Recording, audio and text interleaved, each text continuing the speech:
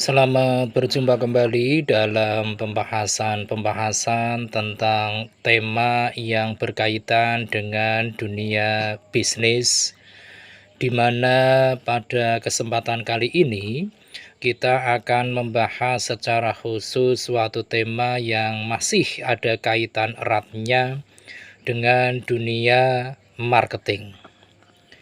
Dan pada kesempatan yang baik ini, kita akan secara spesifik membahas tentang market positioning. Market positioning ini merupakan suatu kemampuan dari badan usaha untuk mempengaruhi persepsi pelanggan mengenai produk mereka yang serupa dengan produk-produk milik kompetitor. Adapun dalam strategi market positioning ini, kita mengenal ada beberapa jenis, yang mana jenis-jenis dari strategi market positioning ini, diantaranya yang pertama adalah strategi pricing. Yang mana strategi pricing ini mengacu kepada cara perusahaan dalam menetapkan harga yang relatif lebih murah dari para pesaingnya. Perusahaan yang mampu menetapkan harga terendah dan juga tingkat kualitas yang cukup, maka biasanya mereka akan memiliki keunggulan di pasar. Ini adalah strategi pricing. Kemudian yang kedua adalah strategi customer service. Strategi customer service ini lebih menekankan bahwa perusahaan akan selalu siap untuk membantu customernya. Oleh karenanya, perusahaan akan memiliki kredibilitas yang tinggi karena mereka memiliki kesiapan untuk menyelesaikan berbagai permasalahan yang ditemui oleh pelanggannya. Strategi customer service ini sangat ampuh untuk jenis-jenis industri tertentu. Misalnya saja untuk industri perbankan dan juga industri yang berkaitan dengan produk-produk makanan. Ini adalah yang kedua, strategi customer service. Kemudian strategi yang ketiga di dalam market positioning adalah strategi quality. Yang mana strategi quality ini mendorong perusahaan untuk terus mengembangkan kualitas ataupun mutu dari produk-produk yang dihasilkannya. Pada umumnya, strategi quality ini yang mana akan dikembangkan kualitasnya akan sangat efektif untuk industri yang berkaitan dengan luxury brand dan juga produk-produk makanan. Di mana di dalam industri ini mutu ataupun kualitas biasanya akan lebih utama bagi pelanggan jika dengan hal-hal yang lain, utamanya yang berkaitan dengan harga. Oleh karenanya dalam hal quality ini juga menjadi sangat krusial dalam menjalankan strategi market positioning. Kemudian jenis market positioning yang keempat yaitu dengan strategi differentiation. Strategi differentiation ini mengacu kepada cara perusahaan dalam menempatkan ataupun menyematkan fitur-fitur baru pada produk-produk yang dihasilkannya. Bahkan, kadangkala para produsen tidak hanya menciptakan fitur-fitur baru, tetapi juga unik dan tidak dapat ditemukan pada produk-produk yang dihasilkan oleh para kompetitornya. Secara tidak langsung, strategi differentiation ini akan memberikan competitive advantage yang cukup besar bagi produk-produk yang dihasilkan oleh perusahaan. Yang mana ini dikarenakan fitur-fitur yang unik biasanya akan dapat menggugah selera dan juga keinginan dari pelanggan untuk membeli produk-produk tersebut. Itu adalah berbagai strategi yang bisa diterapkan dalam rangka market positioning. Nah, manakala kita akan membuat ataupun melaksanakan strategi market positioning ini, maka kita perlu sekali untuk memperhatikan beberapa hal agar strategi market positioning ini akan menuai suatu keberhasilan. Hal-hal yang perlu menjadi titik perhatian dalam hal menyusun strategi market positioning ini, di antaranya yang pertama adalah dengan mengidentifikasikan keunggulan kompetitif dari produk-produk yang dihasilkan. Hal ini biasanya akan dilakukan pada tahap-tahap awal dari perancangan market positioning. Dengan kita melakukan identifikasi tentang keunggulan kompetitif ini, dan juga ini tentu akan membuat suatu efek yang mana akan membantu perusahaan kita untuk menentukan keunggulan-keunggulan kita dan sekaligus mengambil berbagai langkah ataupun inisiatif yang perlu untuk kita mengambil dari suatu keunggulan untuk memberikan kemanfaatan yang lebih besar jika dibandingkan kemanfaatan yang ditawarkan oleh produk-produk hasil dari kompetitor. Ini adalah hal-hal yang perlu dilakukan, diperhatikan yang pertama. Kemudian yang kedua adalah kita menentukan kebutuhan pelanggan.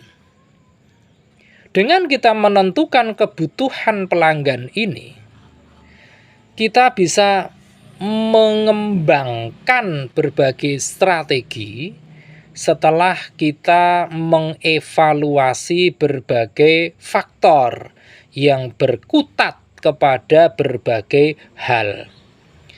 Di antara berbagai hal tersebut, kita dalam rangka menentukan kebutuhan pelanggan ini, kita harus memahami dengan sepenuhnya tentang berbagai kondisi, termasuk di dalamnya adalah tentang posisi perusahaan dalam peta persaingan, kemudian juga kekuatan yang dimiliki oleh produk-produk yang dihasilkan oleh perusahaan kita, dan juga bagaimana besaran-besaran peluang yang dimiliki oleh perusahaan kita.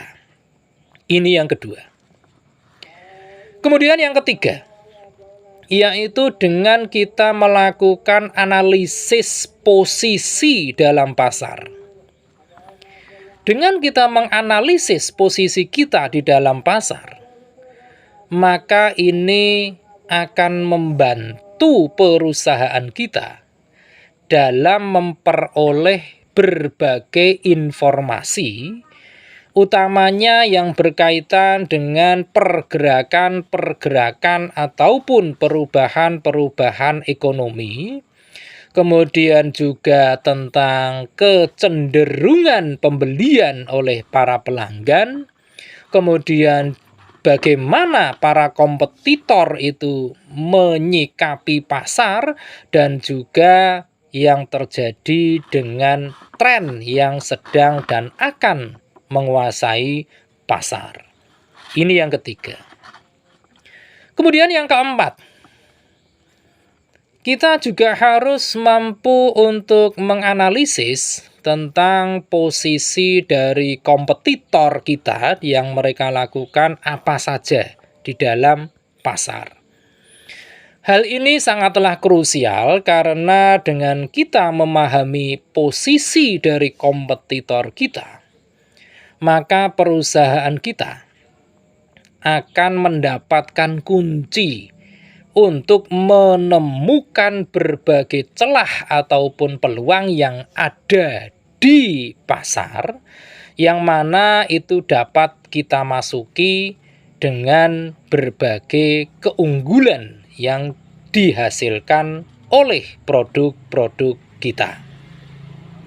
Dan selain itu, dengan kita melakukan analisis tentang posisi kompetitor di dalam pasar ini, maka juga akan menginformasikan kepada kita, kepada perusahaan kita, tentang kekuatan dan juga kelemahan dari perusahaan kita di dalam pasar. Nah, itu semua adalah hal-hal yang perlu mendapatkan perhatian kita manakala kita akan membuat ataupun menyusun suatu strategi yang berkaitan dengan market positioning ini.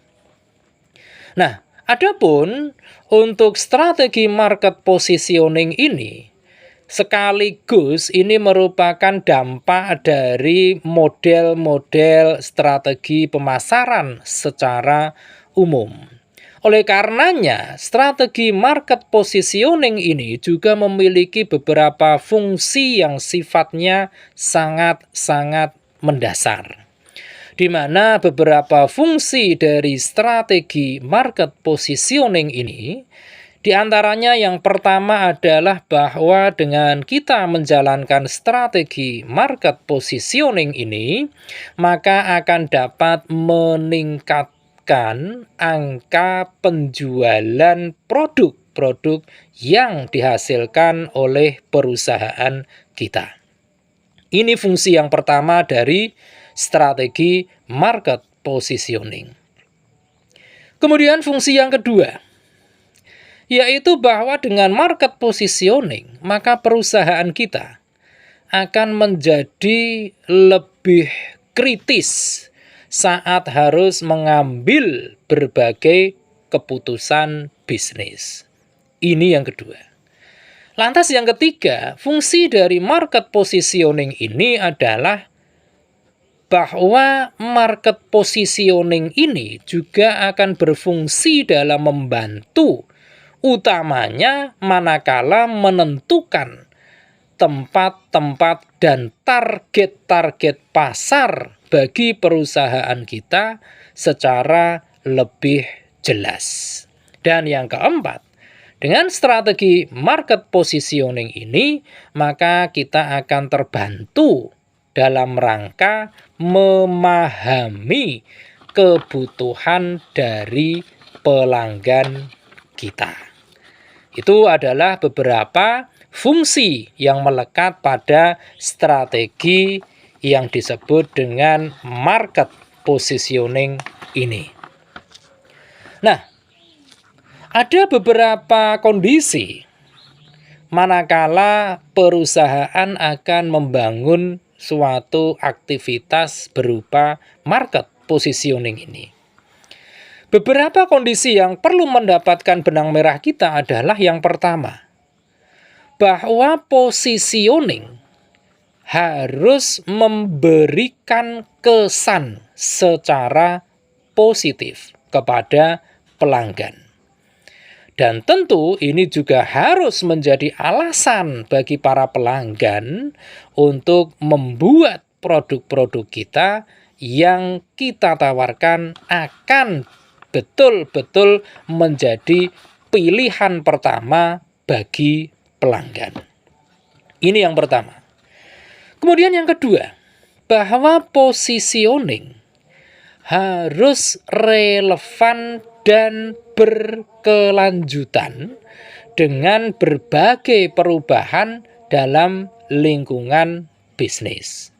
Misalnya, dalam hal perilaku pelanggan, dalam hal perubahan sosial dan budaya, atau mungkin juga munculnya perubahan peta persaingan bisnis, dan masih banyak lagi. Ini yang kedua. Kemudian yang ketiga, positioning haruslah mencerminkan kekuatan dan keunggulan kompetitif bagi perusahaan kita. Yang keempat, positioning itu harus bersifat unik dan dengan mudah akan dibedakan dari produk-produk oleh para pemain yang ada di pasar. Oleh karenanya, karena keunikan dari produk-produk kita itulah, maka produk-produk kita akan mendapatkan tempat yang berbeda, di mana ini menandakan bahwa produk-produk kita jauh lebih unggul dari produk-produk yang dihasilkan oleh kompetitor kita. Nah, itu beberapa kondisi yang perlu untuk mendapatkan perhatian kita. Tetapi, pada dasarnya, strategi apapun itu banyak juga mengandung sisi-sisi yang kadangkala terlewatkan oleh para pelaku bisnis. Hal-hal yang terlewatkan atau mungkin bahasanya yang lebih familiar itu adalah kesalahan, di mana kesalahan-kesalahan ini sepatutnya untuk kita hindari manakala kita akan menggunakan target-target yang akan kita susun dengan berbagai strategi. Utamanya adalah strategi market positioning ini. Kesalahan-kesalahan yang perlu untuk kita hindari diantaranya yang pertama, yaitu bahwa penentuan posisi yang kurang. Ini seringkali dilakukan oleh para pemasar. Istilahnya adalah under positioning. Ini terjadi jika produk kita itu tidak memiliki posisi yang jelas.